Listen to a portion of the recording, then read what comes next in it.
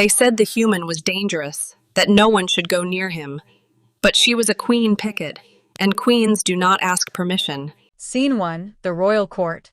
The golden halls of Ethon Prime stretched endlessly beneath twin moons, their pale light filtering through crystalline domes high above the throne room of Queen Seraphel.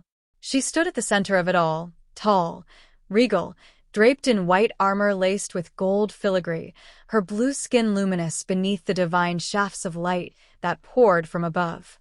A crown of gilded spires rose from her brow, sharp and commanding, like the woman herself.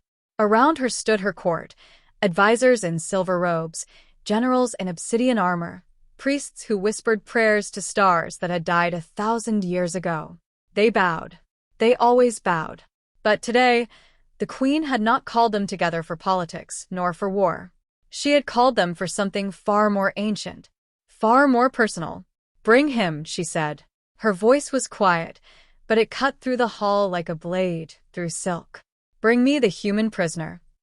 A silence fell, the kind that carries weight, the kind that knows something sacred is about to shatter. Scene 2, the prisoner. They brought him in chains that glowed faintly blue, not to hurt him, but to contain him. Cale Dorand was not what they expected a human to look like. He was tall by his species standards, broad-shouldered, with dark eyes that did not lower when they met the queen's gaze. Most prisoners trembled in this hall. This one stood still, as though he had made peace with whatever fate awaited him. His clothes were torn, remnants of the uniform he had worn when his scouting ship was pulled from the dark between stars. He had been a navigator, they said. One of the brave, or perhaps the foolish, who pushed into unmapped space. He had found Ethon Prime, and Ethon Prime had found him. "I am," Cale replied. "I'm just tired of showing it." The court tensed. High Advisor Varen pressed 2 fingers to his temple and closed his eyes in quiet despair. But the queen almost smiled. Scene 3, the declaration. "He will father my heir." She said it the same way she had said bring him. Quietly, certainly, as though the universe had already agreed and was merely waiting for the rest of them to catch up. The hall erupted, not in shouts, but in sharp whispers, the kind that are somehow louder. Generals exchanged glances. Priests clutched their holy tokens.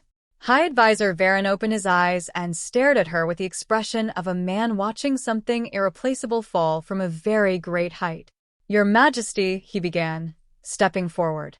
"The biological incompatibility alone, the genetic variance between our peoples has never been." "I am aware of what has never been done," Seraphel said, turning to look at him with those ancient, pale eyes. "I am also aware that I am the last of the Seraphel bloodline, that my planet's future requires an heir, and that every candidate this court has presented me has been a political arrangement dressed in silk." She paused. "I do not want a political arrangement." Cale stood very still through all of this, listening. There was something deeply strange about being discussed this way, as though he were a solution to an equation rather than a man. And yet he did not feel reduced by it. He felt oddly seen. Scene 4, alone at last. They cleared the hall. It was the queen's command, and no one dared defy it, not even Varen, who left with the slow dignity of a man writing his resignation in his head. The enormous golden doors closed with a sound like a distant thunderclap, and then there was only Seraphel and Cale, and the light falling between them like something that had always been there, waiting. "You could have had any of them," Cale said. "Your own people." "Yes," she agreed. "I could have had a man who wants my throne more than he wants the future. I could have had a man who fears me so completely he would never speak honestly in my presence." She walked to the edge of the dais and looked out through the crystalline dome at the stars. "I have been queen since I was 19 years old. I have never once been spoken to the way you just spoke to me in front of my entire court." "I wasn't trying to impress you," Cale said. "I was just answering a question." "I know," she said, and finally turned to face him fully. "That is why you are still breathing." Scene 5, the offer. She was not, she explained, asking for his surrender. She was asking for his choice. That distinction, she made clear, was everything. The chains were removed. A chair was brought. Wine from a vineyard that had been tended for 600 years was poured into a glass that caught the light and scattered it across the floor like fallen stars. And Queen Seraphel sat across from the man who had navigated himself into her world and told him the truth about her bloodline, about the prophecy her priests had carried for 3 generations, about the loneliness that came with absolute power. Kale listened. He did not interrupt.